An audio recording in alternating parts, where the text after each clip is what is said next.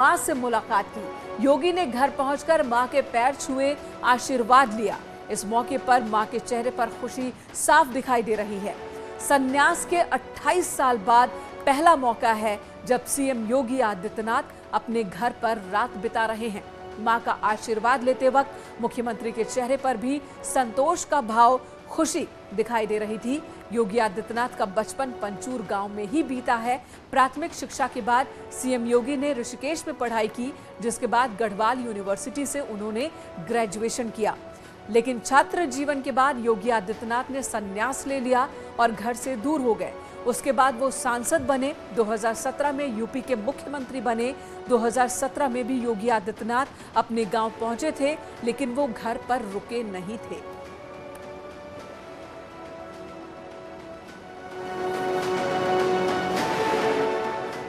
तो योगी आदित्यनाथ ने अपने पैतृक गांव पंचूर में मां का आशीर्वाद लिया और इसी के साथ सीएम ने परिवार के दूसरे सदस्यों से भी मुलाकात की। परिवार के बच्चों के साथ सीएम योगी बेहद मिलनसार अंदाज में नजर आए। सीएम ने अपने भतीजे को चॉकलेट भी खिलाई। योगी लंबे अरसे बाद अपने घर पहुंचे, लिहाजा उनका स्वागत भी बेहद शानदार तरीके से हुआ। पंचूर से पहले मुख्यमंत्री योगी ने यमकेश्वर में अपने गुरु अवैधनाथ की प्रतिमा का अनावरण किया। इस दौरान सीएम बेहद भावुक हो गए। आज पूज्य महंत अवैधनाथ जी महाराज की मूर्ति का यहाँ पर स्थापना का कार्यक्रम संपन्न हुआ है। मेरे लिए ये व्यक्तिगत रूप से गौरव की बात है कि मैं अपने पूज्य गुरु को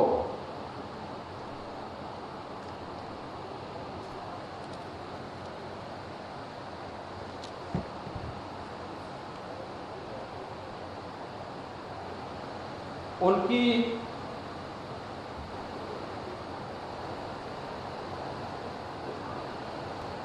जन्मभूमि पर मैं सम्मान दे पा रहा हूं। सीएम योगी ने यूपी में विकास को शांति के लिए सबके सहयोग की वकालत की। मुख्यमंत्री योगी आदित्यनाथ ने उत्तराखंड की धरती से उत्तर प्रदेश के विकास का जिक्र किया। योगी ने साफ किया कि यूपी में अब गुंडागर्दी के लिए कोई जगह नहीं है।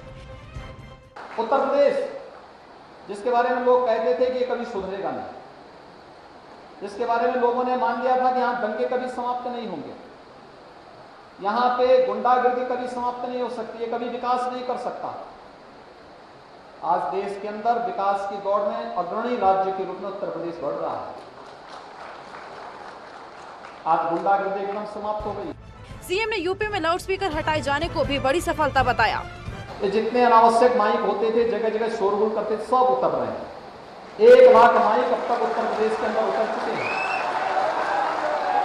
1 लाख से अधिक माइक, कोई शोरगुल नहीं हो रहा।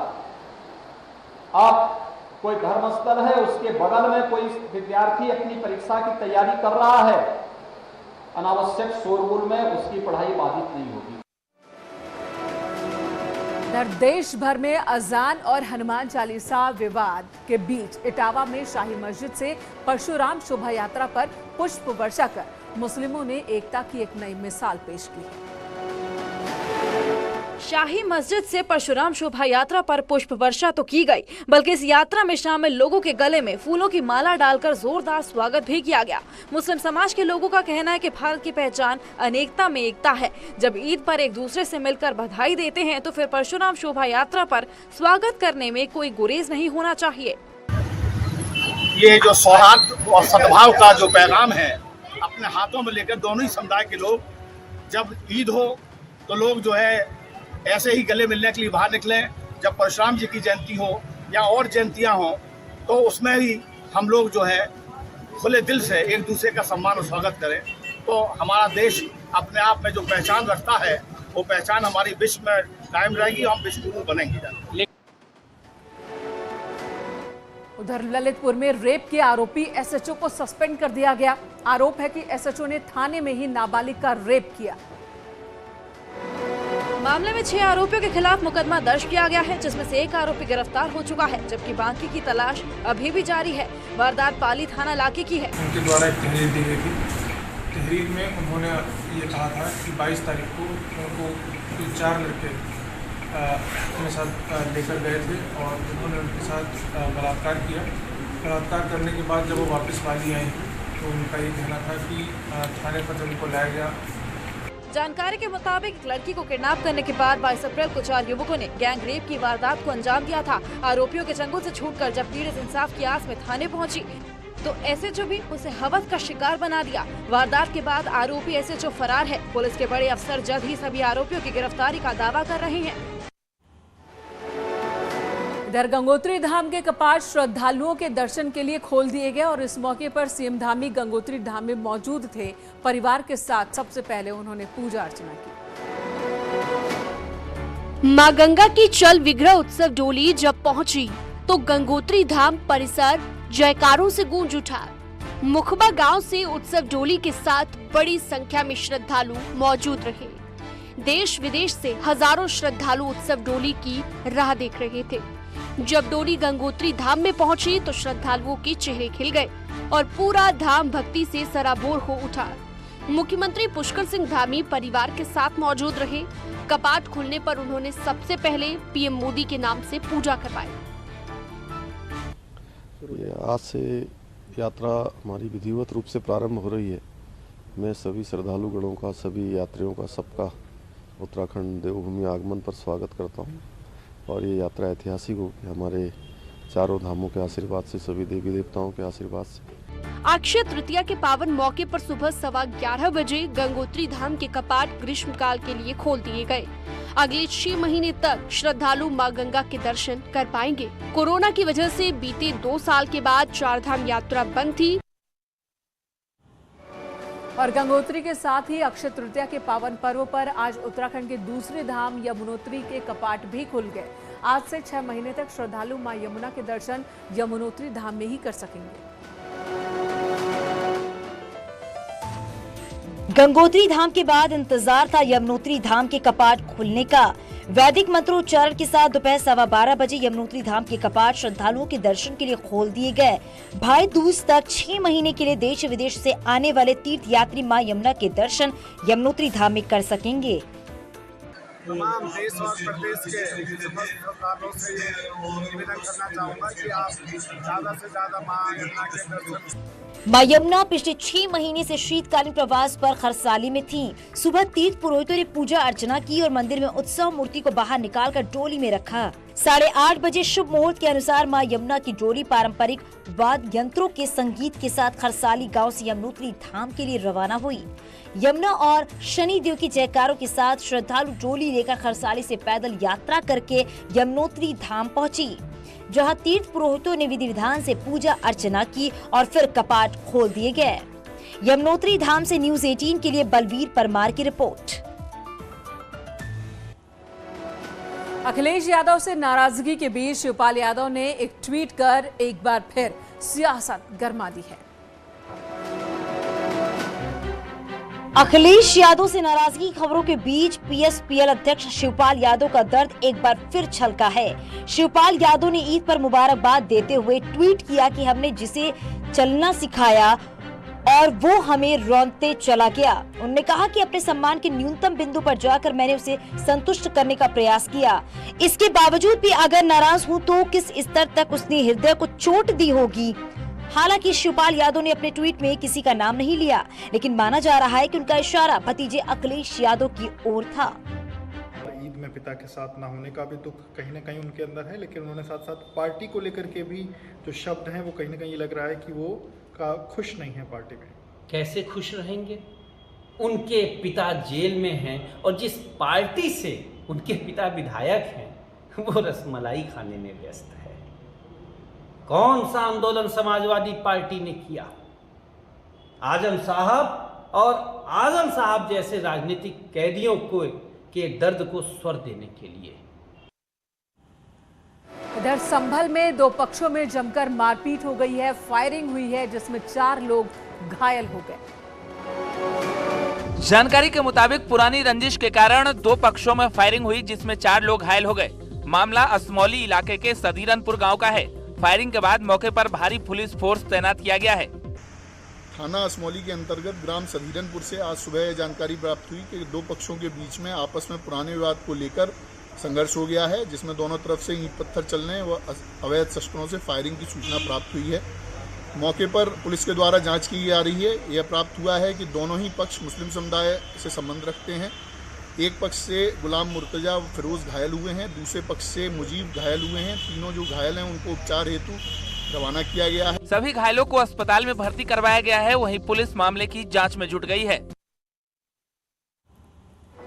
उधर जौनपुर में बारात में गए एक युवक की मारपीट के दौरान चाकू गोदकर हत्या कर दी गई। लड़के का शव शादी पंडाल से 200 मीटर दूर खेत में मिला। सूचना पर पहुंची पुलिस ने डेड बॉडी को कब्जे में लेकर पोस्टमार्टम के लिए भेज दिया। शिकायत के आधार पर 12 से ज्यादा लोगों के खिलाफ केस दर्ज करते हुए आरोपियों की तलाश में पुलिस जुट गई है। युवक की हत्या की वजह अभी साफ नहीं हो पाई है। पुलिस इसे पुरानी रंजिश के चलते हुई वारदात बता रही है। मोड़ पर 6-7 लड़के बाइकों से इनको पकड़ लिए और कुछ पुरानी रंजिश को लेकर जानकारी में आया कि लगभग 15 दिन पहले स्कूल में प्रैक्टिकल हुआ था, वहीं पर इन लोगों का कुछ विवाद हुआ था। उस बात की रंजिश को लेते हुए ये लड़के राजापुर थाना रामपुर के रहने वाले हैं। विवेक, विशाल, सुजीत, पंकज, अनिल आदि 6-7 लड़कों ने जानकारी के मुताबिक कुछ बाराती भटक गए थे, जिसके लिए कमलेश यादव पूछताछ कर रहा था। तभी पीछे से कुछ कार सवार अज्ञात लोगों ने पहुंचकर उसकी हत्या कर दी। उधर गाजियाबाद के लोनी में 2 दिन पहले बोरे में एक 35 साल की महिला की डेड बॉडी मिली थी। पुलिस ने इस मामले का खुलासा कर दिया और आरोपी को गिरफ्तार कर लिया है। पूरा मामला प्रेम प्रसंग का है, जिसके चलते हत्या की वारदात को अंजाम दिया गया। महिला दिल्ली की रहने वाली थी और अपने पति को तलाक देने के बाद 1 साल से युवक रजनीश के साथ रह रही थी। रजनीश को शक हो गया था कि महिला के और लोगों से संबंध है, जिसके चलते उसने पहले मारपीट की और फिर गला दबाकर उसकी हत्या कर दी और शव को बोरे में बंद कर सुनसान जगह फेंक दिया। सुबह एक अज्ञात शव महिला का मिला था एक बोरे के अंदर, जिसमें एक महिला लगभग उसकी उम्र 35 वर्ष के आसपास रही होगी। तो तत्काल उस घटना को बिल्कुल गंभीरता से लेते हुए सीओ लोनी श्री रजनीश उपाध्याय की अध्यक्षता में पूरे नेतृत्व में टीमें हमारी लग गई थी। इसमें एसओजी देहात और थाने की टीमों ने बहुत अच्छा काम किया और 48 घंटे के अंदर ही ब्लाइंड मर्डर की गुत्थी को सुलझाया। और इसमें जो पूरा प्रकरण निकल के आया ये था कि महिला तलाकशुदा थी और यहाँ पर अपना एक उसका मित्र था, पुरुष मित्र, उसके साथ यहाँ पर रहती थी। पुलिस की टीम ने सर्विलांस और सीसीटीवी की मदद से 48 घंटे के भीतर ही आरोपी रजनीश को गिरफ्तार कर लिया। पूछताछ में रजनीश ने अपना जुर्म कबूल लिया। उधर जौनपुर में आधी रात को एक सनकी युवक ने अपने ताऊ के परिवार पर जानलेवा हमला कर दिया। उसने ताबड़तोड़ गोलियां चलाई अपने परिवार पर।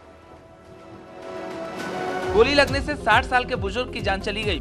बुजुर्ग की पत्नी, बेटी, बहू, एक बच्चे समेत 4 लोगों की गोली लगने से हालत गंभीर है। घायलों का जिला अस्पताल में इलाज चल रहा है। पुलिस ने केस दर्ज कर लिया है। आरोपी युवक की तलाश की जा रही है। यादव परिवार में गोली चलने की सूचना मिली। मौके पर पहुंचे तो जानकारी प्राप्त हुई कि सूर्यवली और राजवली 2 सगे भाई हैं जो एक ही मकान के अलग अलग भाग में रहते हैं। आपस में कुछ घरेलू कलह की वजह से सूर्यवली का एक लड़का जो आपराधिक किस्म का है, जिसका नाम आकाश उर्फ राजू है, इस पर कई मुकदमे भी है। वाराणसी में, मुंबई में भी मुकदमा है, गुड़गांव थाने पर भी है। ये रात को करीब 10:30 बजे आया और किसी बात को लेकर अपने बड़े ताऊ राजवली, उनके करीब 60 वर्ष के पेट में गोली मार दिया। वहीं उनकी पत्नी शांति देवी थी, उनको पेट में गोली मार दिया। गोलीकांड के पीछे सनकी युवक के पागलपन की वजह बताई जा रही है। सनकी युवक ने आधी रात के बाद परिवार के लोगों पर गोली क्यों चलाई, अभी जांच का विषय बना हुआ है। इधर संगम नगरी प्रयागराज में सेना के रिटायर्ड जवान ने पारिवारिक कलह की वजह से अचानक गोलीबारी शुरू कर दी। बच्चों को बंदूक के बल पर बंधक बना लिया और घंटों हंगामा करता रहा। इस बीच उसने अपने साले को गोली मारकर घायल कर दिया। हंगामे के दौरान कभी वो चाकू लेकर दिखाता, कभी बंदूक में गोली भरता और कभी जान लेने की धमकी देता रहा। मौके पर पहुंची पुलिस की टीम ने घंटों मशक्कत के बाद आरोपी फौजी को गिरफ्तार कर लिया। इसके बाद उसकी पत्नी और दोनों बच्चों को सुरक्षित बाहर निकाल लिया गया। शुक्ला नाम का व्यक्ति है जिसने अपने पत्नी और बच्चों को बंधक बना लिया है और अपने साले पर जानलेवा हमला किया है। तो सूचना पर हम अपनी टीम के साथ और सीओ और एसपी अमनापाल साहब मौके पर उपस्थित रहे और हम लोग बातचीत का दौर कायम रखते हुए ये कोशिश की कि किसी तरह अपना दरवाज़ा खोल दे, क्योंकि चारों व्यक्तियों की जान खतरे में थी। और फाइनली वो बातचीत में सफल हुए और उसने खोल दिया और बाहर आ गया। मामला नैनी थाना के कनेला गांव का है। पुलिस इस मामले में आरोपी के खिलाफ मामला दर्ज कर कार्रवाई में जुट गई है। यहाँ रुकेंगे एक छोटे से ब्रेक के लिए, खबरों का सिलसिला जारी है।